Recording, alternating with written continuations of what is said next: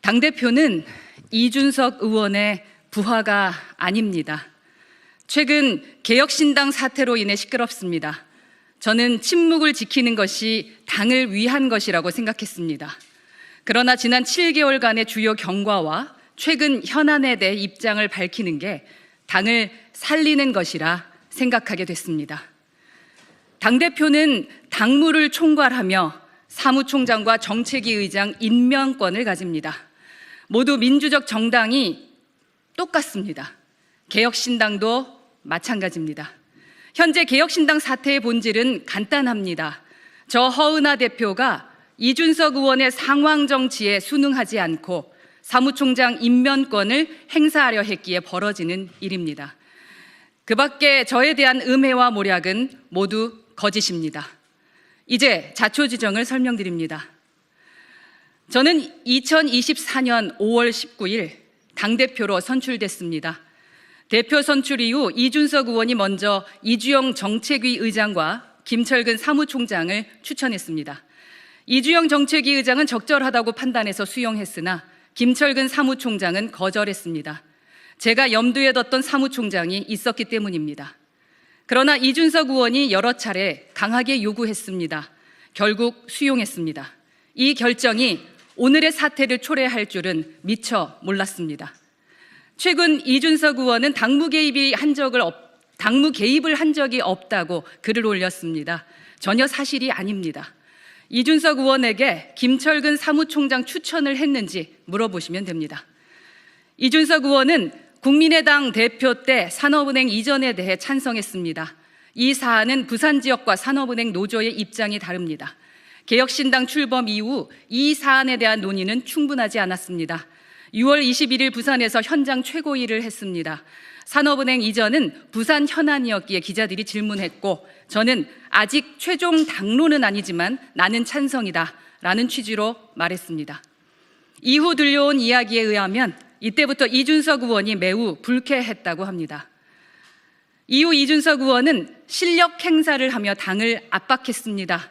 6월 27일 총선 이후 첫 개혁신당 워크숍이 예정되어 있었습니다. 당 지도부와 당직자, 의원 및 보좌진 전부가 참석하는 중요한 행사였습니다. 이준석 의원이 워크숍 강사로 한 달 전부터 예정되었습니다.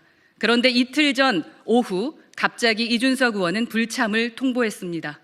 불쾌감의 일환으로 해석됐습니다. 의원들은 워크숍 마무리쯤에 뒤늦게 참석했고 보좌진은 참석도 안 했습니다. 이후 원내 의원과 당직자들은 더더욱 이준석 의원 눈치를 보기 시작했습니다. 이준석 의원은 직접 저에게 아무것도 하지 마라, 정책에 손대지 마라, 제발 가만히 있어라 라는 말까지 했습니다. 매우 모욕적인 표현이며 자괴감이 들었지만 묵묵히 견뎌냈습니다. 대표로서 김철근 사무총장에게 업무 지시를 내리면 이준석 의원에게 확인하라는 답변이 돌아왔습니다. 이준석 의원과 상의하기 위해 전화와 카톡을 하면 응답하지 않았고 사무총장을 통해서만 지시가 전달되었습니다. 당명 개정 여부, 상임고문 임명, 회계보고, 강령 정책, 홈페이지 변경 등 주요 사안에 제 뜻을 반영할 수 없었습니다. 당 회의나 행사에도 이준석 의원은 거의 불참했습니다. 주요 사안에 대해 논의하려 직접 찾아가서 상의하는 경우가 잦아졌습니다. 저는 이준석 의원이 사무총장 추천을 선한 의도로 수용했습니다. 이준석 의원은 김철근 사무총장을 통해 당 운영 전반에 대해 상황 정치를 하려 했습니다. 저는 미처 상황 정치를 상상도 못했습니다. 돌아보면 저의 판단 미스였습니다. 사무총장 임명 이후 김철근 사무총장은 대표 권한을 무시하고 월권하기 일쑤였습니다. 사무처 직원들이 저에게 개별 보고나 소통하는 것을 차단했습니다.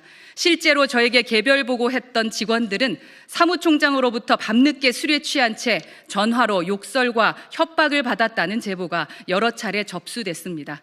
이에 대한 녹취 자료도 갖고 있습니다. 홈페이지 운영비와 관련해서도 문제가 많았습니다. 홈페이지 운영비로 월 1,100만 원 정도를 지출했습니다. 저는 사업체 운영 경험이 있어서 대략의 비용을 알고 있습니다. 비용의 과도함을 지적했고 시정 요구 이후 500만 원 정도로 줄였습니다. 2024년 2월부터 2024년 11월까지 총 5,400만 원, 이 차액은 여전히 납득하기 어려운 지점입니다. 정상화되면 정식으로 감사가 필요한 사안이라 생각합니다. 창당 당시부터 중요한 역할을 했던 공보국장을 사전 협의 없이 조직국장으로 재배치한 경우도 있습니다. 공보를 잘하는 사람에게 조직을 맡기는 꼴입니다. 몇 달 뒤 사전 동의 없이 독단적으로 해임하기도 했습니다. 저는 합당한 증빙 서류를 요구했는데 2달 뒤에서야 제출받았습니다. 이제 최근 몇 가지 현안에 대해 경위와 진실을 밝힙니다. 첫째, 사무총장 해임에 대한 경위 및 진실. 둘째, 당대표 권한에 대한 부당한 박탈 시도. 셋째, 부당한 당대표 축출 시도. 이에 대해 하나씩 말씀드립니다. 첫째, 사무총장 해임에 대한 경위 및 진실입니다. 사무총장의 임면권은 당대표의 정당한 권한입니다. 사무총장의 당대표 무시와 월권이 도를 넘었습니다. 김철근 사무총장 체제에서는 정상적인 당대표 활동이 불가능하다고 판단했습니다. 급기야 지난 11월 김철근 사무총장은 당대표에 관한 당헌당규 개정을 시도했습니다. 현재 규정은 사무총장은 당대표의 명을 받아 사무처를 지휘한다였으나 개정하려던 규정은 사무총장은 사무처를 지휘한다였습니다. 이러한 당헌당규 개정은 누가 봐도 당대표를 허수아비로 만들려는 것입니다. 김철근 사무총장은 몰래 당헌당규 개정을 시도했고 사태 파악 직후 저는 부적절함을 경고했습니다. 이후 김철근 사무총장은 대표 연락을 받지 않았고 보고를 거부했습니다. 이후 본인이 임명한 사무처의 조직적인 반발을 주도하고 있습니다. 사무총장은 당대표의 명을 받아 사무처를 지휘한다는 개혁신당 창당 시점부터 만들었던 조항입니다. 국민의힘 당규를 그대로 차용했던 것입니다. 이준석 의원, 천하람 원내대표, 이기인 최고위원 등은 김철근 사무총장의 당헌당규 개정 시도가 정당했다고 생각하는지 공개적으로 입장을 밝혀야 합니다. 김철근 사무총장 해임 이후 측근인 서울시당 김동화 사무처장은 페이스북에 저를 겨냥해서 빈개지신이라고 표현했습니다. 암탉이 울면 집안이 망한다 라는 뜻입니다. 저에 대한 모욕적인 표현이기도 하고 여성 비하적인 표현으로 매우 부적절합니다.